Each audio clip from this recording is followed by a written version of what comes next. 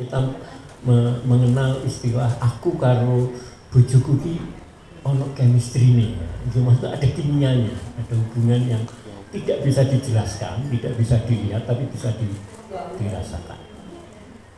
Itu kimia. Kalau saya bertanya misalnya ke mbak-mbak dan ibu-ibu yang rawuh, ada nggak di sini yang tidak ingin bahagia? Enggak. Semua pengen bahagia. Tapi tahu nggak caranya bahagia? Saya sering didatangi keluarga di mana kadang istrinya yang kalau bahasanya Mbak Ulan itu curhat, gimana ya masalah rumah tangga saya, gimana masalah suami saya. Terus kadang kalau suaminya yang datang, gimana ya istri saya, gimana anak saya, gimana mertua saya. Terus tanya, kamu pengen selesai nggak masalah rumah tangga? Pengen.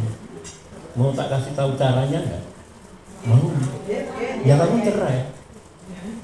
Karena dengan bercerai maka orang tidak punya masalah rumah tangga. Artinya kalau masih berumah tangga akan selalu punya masalah rumah tangga. Nanti kalau sudah cerai, kesepian, datang lagi, ya saya mau nikah lagi. Kamu siap menghadapi masalah rumah tangga? Masalah rumah tangga yang kamu hadapi dengan suamimu yang lalu atau dengan istrimu yang lalu itu akan datang lagi. Selama masih berumah tangga, maka kita akan punya masalah rumah.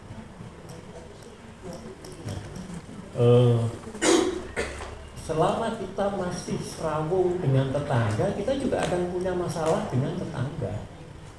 Selama masih serawung di IPM, ya kita akan punya masalah dengan teman-teman IPM.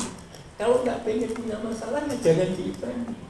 Tapi kalau panjang nanti pindah di IP Mas misalnya atau IP-nya Sopo begitu ya, sama IP-nya, ya nanti sama akan menghadapi masalah ya.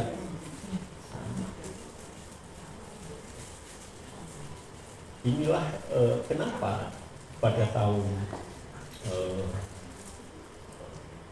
504 Hijriah atau pada tahun 1058 kelahiran Imam Ghazali, dan beliau meninggal pada tahun 1111 pada bulan Desember.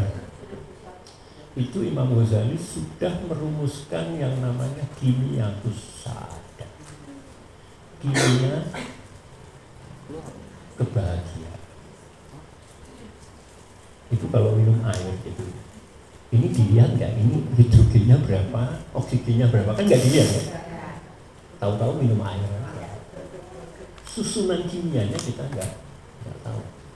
Padahal nanti kalau H2O ini ditambah unsur lagi, ditambah unsur ferum misalnya, ferum itu unsur besi, itu bisa kayak apa, air aki gitu. Jadi H2SO4 misalnya. Bentuknya sama, tapi kalau diminum meracuni. Tahu susunan kimianya enggak? Maksud saya, kita dengan suami kita, ibu dengan suami kita, bukan saya ya, kalau saya dengan istri ya. Ibu dengan suaminya, ibu dengan anaknya, saya dengan anaknya, itu harus mengetahui unsurnya. Ibarat kimia, itu harus diketahui. Sifatnya anak itu piye, sifatnya bojo itu piye, dan seterusnya. Sebelum kita jauh membicarakan itu, hari ini kita kalau di dalam tradisi pesantren itu pambukaning nushah.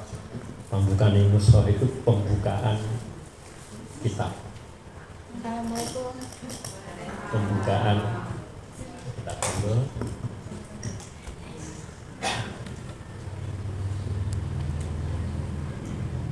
Seketika ini nembe mulai.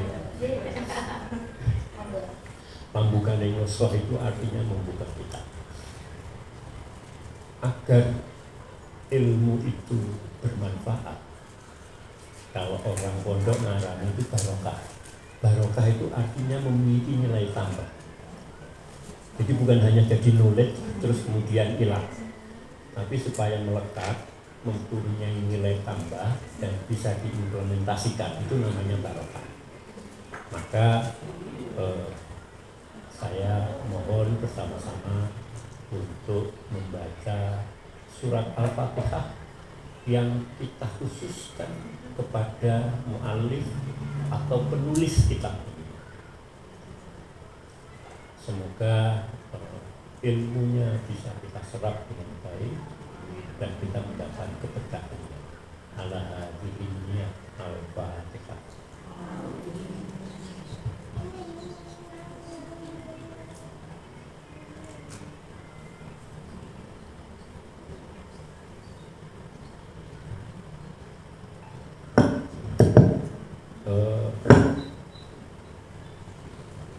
Ibu-ibu sekalian, hari ini kita itu kira-kira kita itu hidup di zaman modern atau zaman baheula kalau orang. Zaman modern apa zaman baheula? Salah. Kita itu hidup di zaman postmodern. Zaman modern itu dimulai sebagian besar filsuf itu mengatakan kita memulai zaman modern itu sejak abad 16, 17.